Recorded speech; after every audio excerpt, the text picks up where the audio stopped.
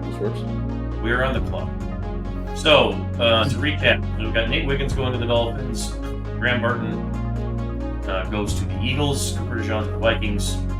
Xavier Worthy to the Cowboys. Okay. John Robinson to the Packers. Brian Thomas to the Bucks. So Brian Thomas and Worthy are gone. Darius Robinson to the Cardinals. Kool-Aid McKinstry to the Bills. So Kool-Aid is also gone. So we can't do that either. But we do have Johnny Newton, Adonai Mitchell, JPJ, etc., etc. McConkey. Should we check our trade offers? See what's going on there? We also have 2 trade offers. Ooh. The Cardinals are coming in hot. All right. Colton, They got some capital. that. You like that. So, How many first-round picks do the Cardinals need? They have a ton. They have so much stuff, man. It's insane. So this is probably realistic if they're trying to come up. Yeah.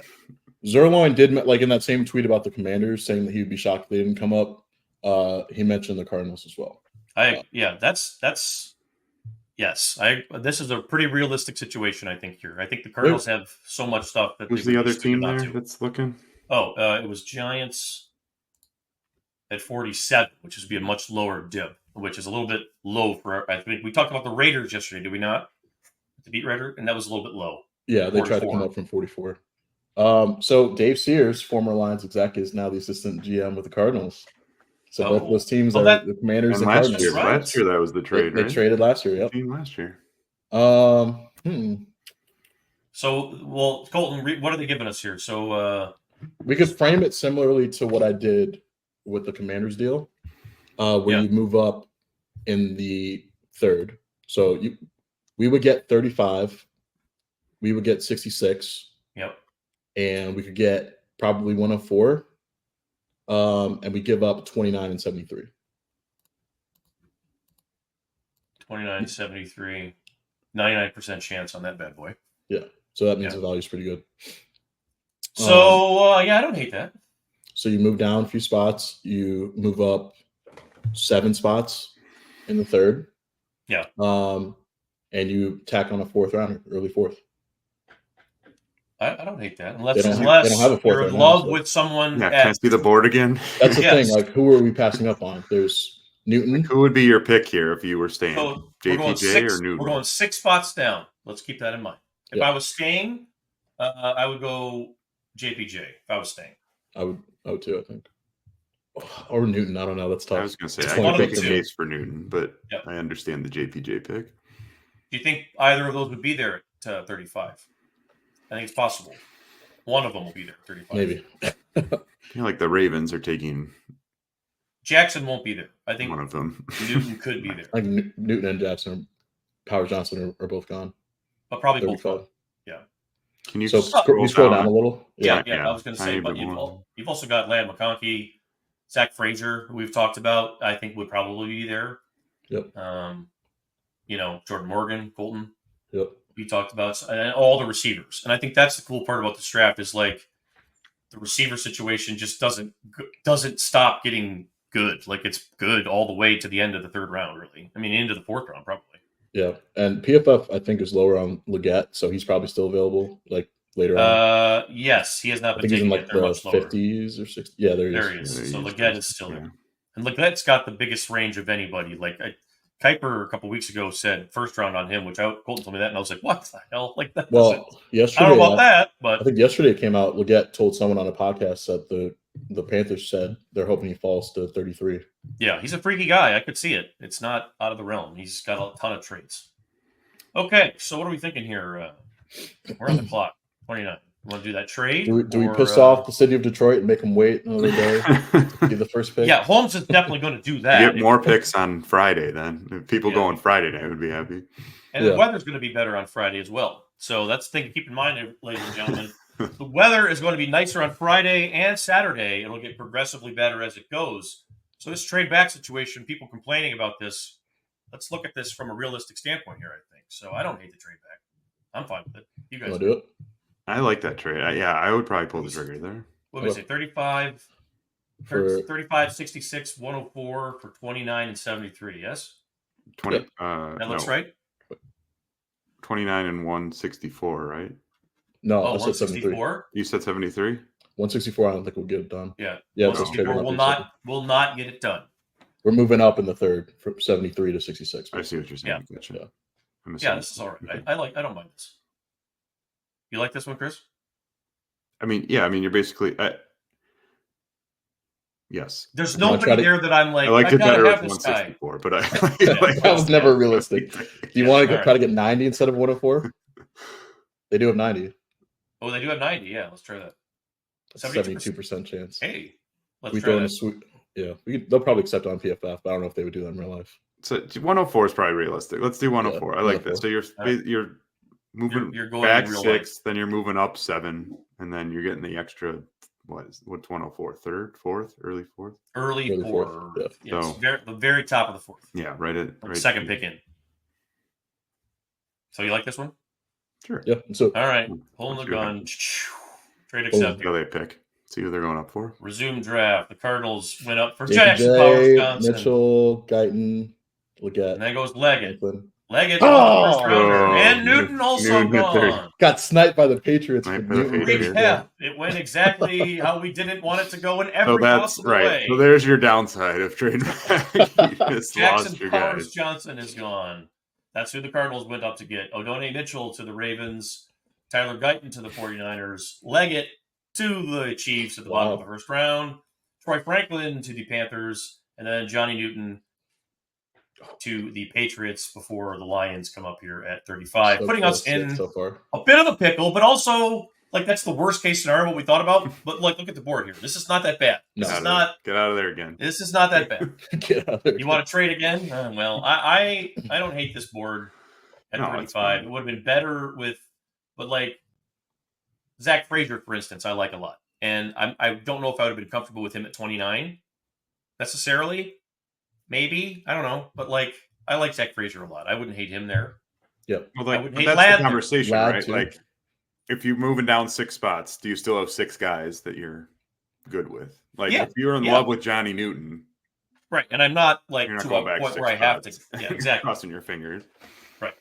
I think it was the fact that he just went one pick before. Like, I expected him to go like 30th, but he was still there at 34. Leggett was the wild card there. I did not see that coming. Tell people who's on the board here. All right, so we got top of the board, Peyton Wilson, North Carolina State linebacker, Tyler Nubin, great safety from Minnesota, Ladd McConkey, receiver from Georgia, Zach Frazier, West Virginia center or guard, Mike Sainristil, Michigan nickel, and we got the quarterbacks, Nix and Penix, Jordan Morgan, Isaac. He's lower here. He's 46 on the board. A lot of people are rangy on Rakestraw. He goes all over the place. Him and Lassiter, too. Lassiter has been... Man, Lassiter felt like a brick after he ran that slow 40, but it's been not a great range, I think, for a lot of people's whatever. But anyway, that's the gist of the top there. Keon is also there.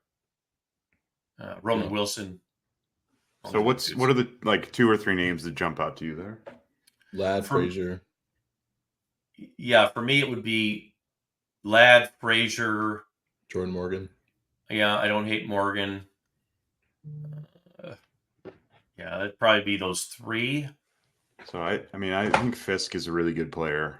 I don't know that they'd take him that high. Colton just mentioned Sainristil. This is probably in his range. I like Peyton Wilson's awesome. I don't know that I'd take him at 35, but we're next up at 61. Yeah, we're not going to get Mike or Wilson. Well, we could also use our capital and make a trade up in the second if we want for another guy. Yeah, that's true. You can come back up if you're thinking about it.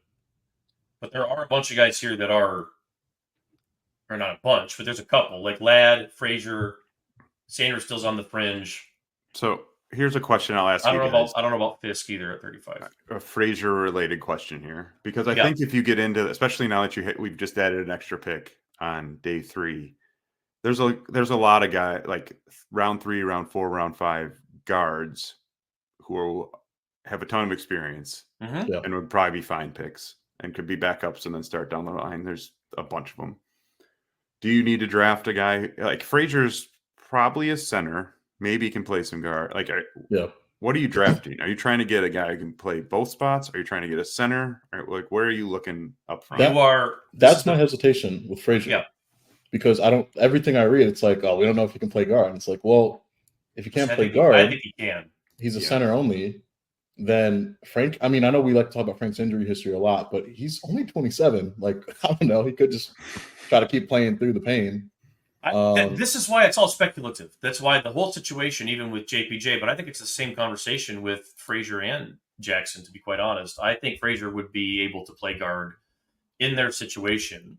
But yeah, I mean, that's the risk of it, right? Where it's like Frank talked about actually when they brought him in.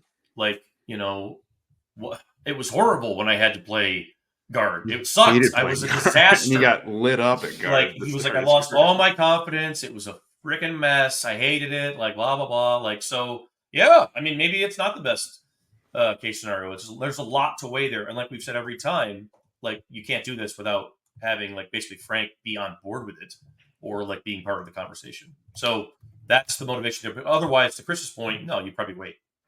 I'm kind of feeling Ladd here. I don't know what you guys. I like Ladd a lot. Because I think we can go Ladd. I think we could get a corner like Andrew Phillips maybe at 61. We still have 66. We could get a guard there. I think we got some options for a guard later if we want. I don't know. Oh, yeah, for sure. You could, I mean, you'll have 61 all the way down to 164. We'll have an option for a guard. Yeah. I would bet.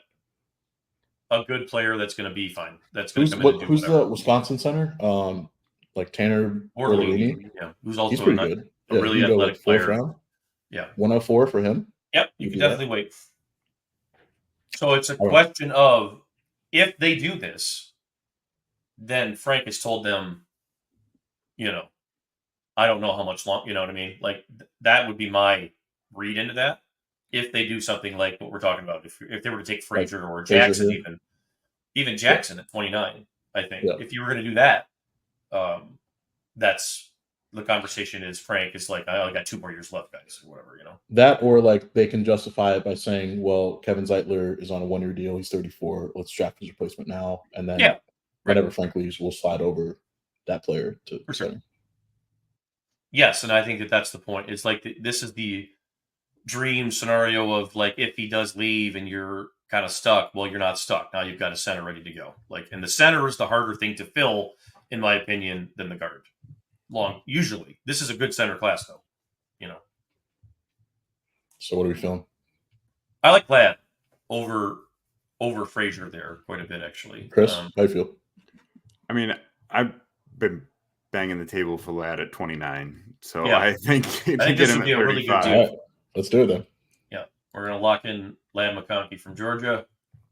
On our way, we talked about some of that. I will just add, like, some of the argument for Ladd, not only because of what we've seen them do with this offense and the mentality and everything, but like, I don't know how realistic it is for Amon to keep taking like 430 hits a year and keeping that up.